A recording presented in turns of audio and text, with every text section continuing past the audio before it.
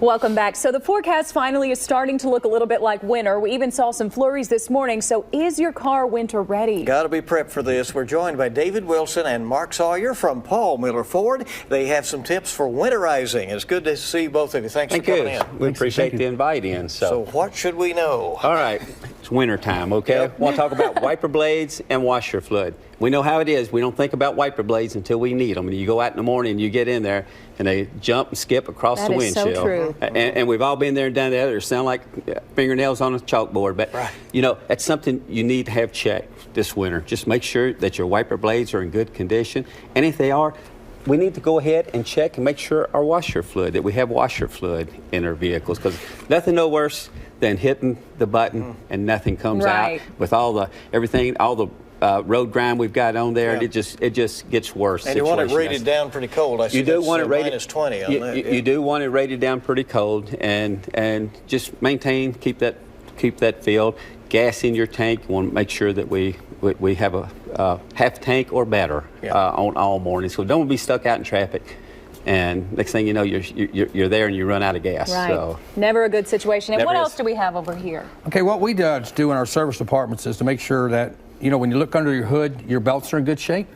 I mean, your belts are running everything in your motor. So if you break down on the side of the road, it's a bad place to be in a sub-freezing temperature. So another thing that we tend to see a lot, and everybody's probably experienced this, is your battery.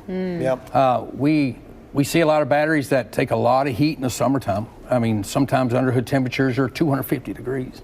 And so all the cells get weaker in the summer, and then they die in the winter. That's in the battery industry, they call that, they die in the summer, but the funeral's in the winter. Right.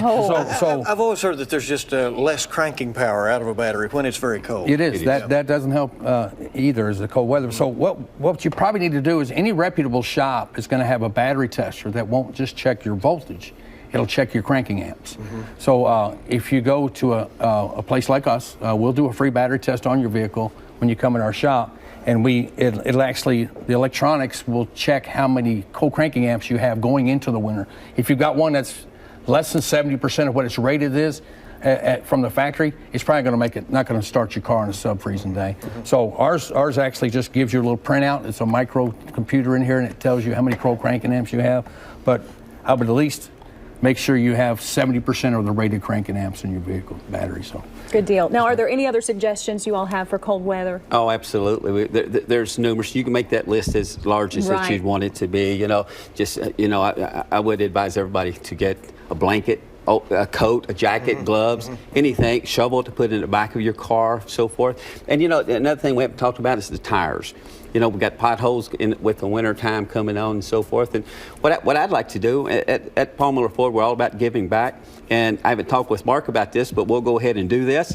We'll do a WKYT special. All of our listening audience can bring their vehicles in, and we'll check their batteries. We'll check their washer fluid. We'll even clean their vehicle for this winter. Well, you just put some work off on him. I just put work off on Mark, but he can take care of it. He can handle it. All right. Thanks, guys, for coming in. We appreciate it. Hopefully.